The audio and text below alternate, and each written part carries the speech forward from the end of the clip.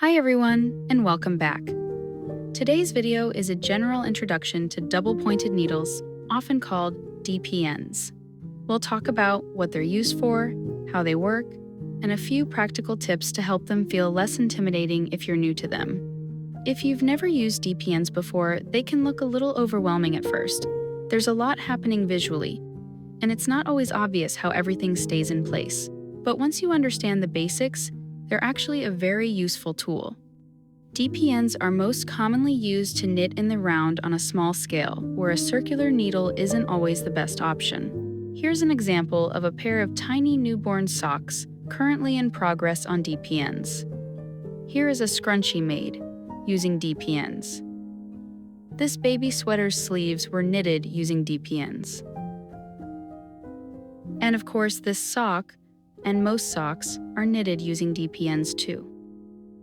There are a variety of double-pointed needle materials to choose from, and which one you prefer will really depend on how you knit and what kind of control or glide you like.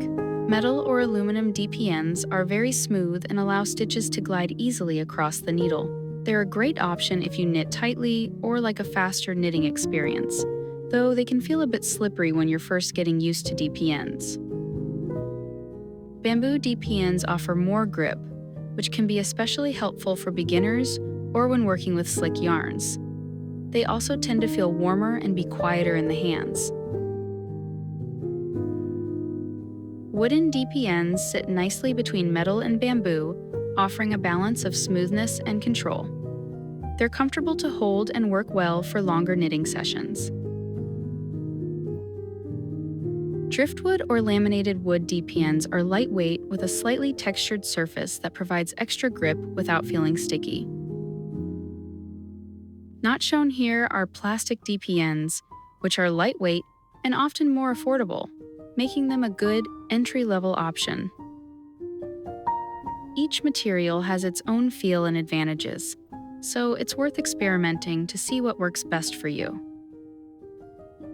Double-pointed needles come in a few common lengths, most often 5, 6, and 8 inches. Shorter lengths are great for small projects like socks or baby items, while longer needles can feel more stable for larger circumferences. If you're new to DPNs, 6-inch needles are a comfortable and versatile place to start. So let's get started. Here, I'm using a super bulky Category 6 yarn with size US 10.5 DPNs, which are 6.5 millimeters. You'll always want to check the yarn label or refer to the pattern you're following to determine the correct DPN size to use. You'll cast on as you normally would using whatever cast-on method you prefer, and you'll do this using just one double-pointed needle. At this stage, it's no different from standard knitting with 2 needles. Here, I'm using the long tail cast on.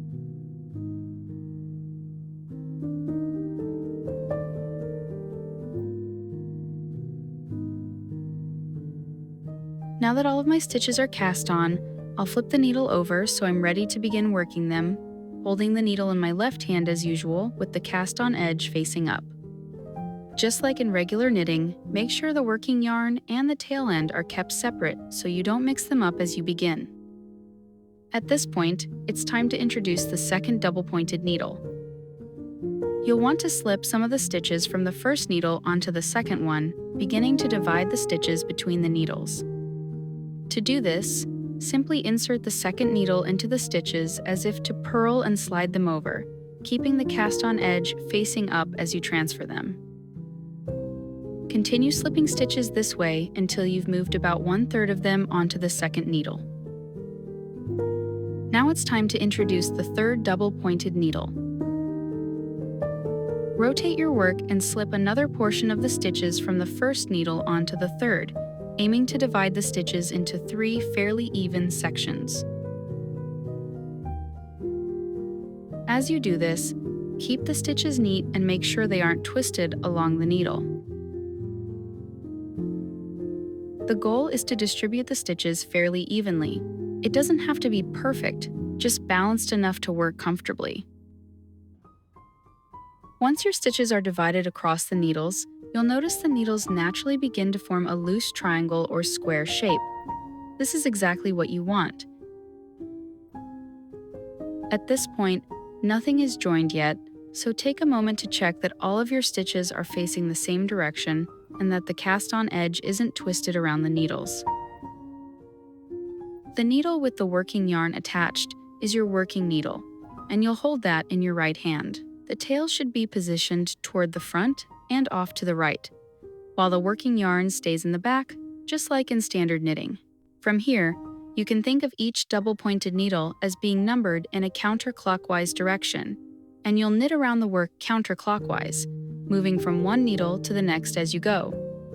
Before knitting, you'll need to join your stitches in the round. Here, I'm using the invisible join method. To do this, cast on one extra stitch, then place that extra stitch onto the right needle and pass it over the first stitch to close the gap.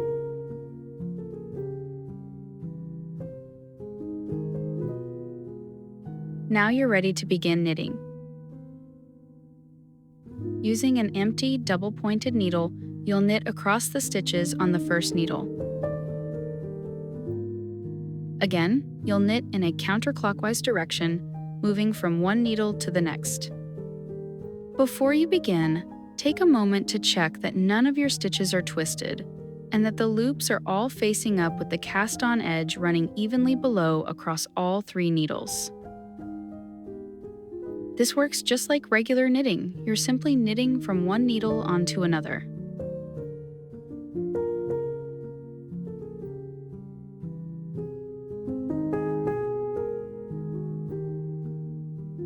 When you reach the end of that needle, it becomes empty, and you'll rotate your work and continue knitting across the next needle in the same way. Keep an eye on your working yarn and tail end, making sure they stay separate so they don't get tangled as you work. Keeping the unused needles pointed slightly downward can help keep them out of the way as you knit.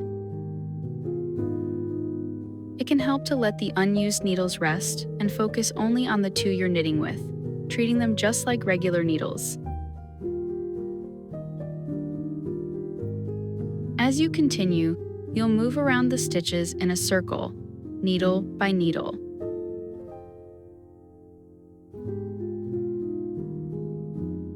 If things feel a little awkward at first, that's completely normal. DPNs almost always settle into place after the first few rounds. After a few rounds, the fabric will start to stabilize, and the needles will feel much less awkward in your hands.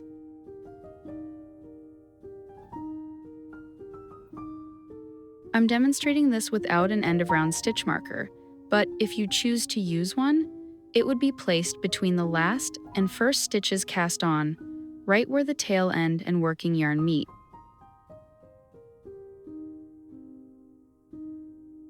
From here on, I'll simply continue knitting around and around. There's nothing fancy happening. I'm just working steadily on the DPNs and letting the rhythm settle in.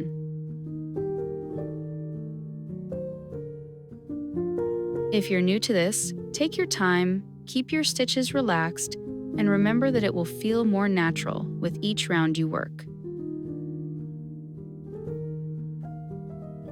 If you notice gaps forming between needles, don't worry, this is very common when learning.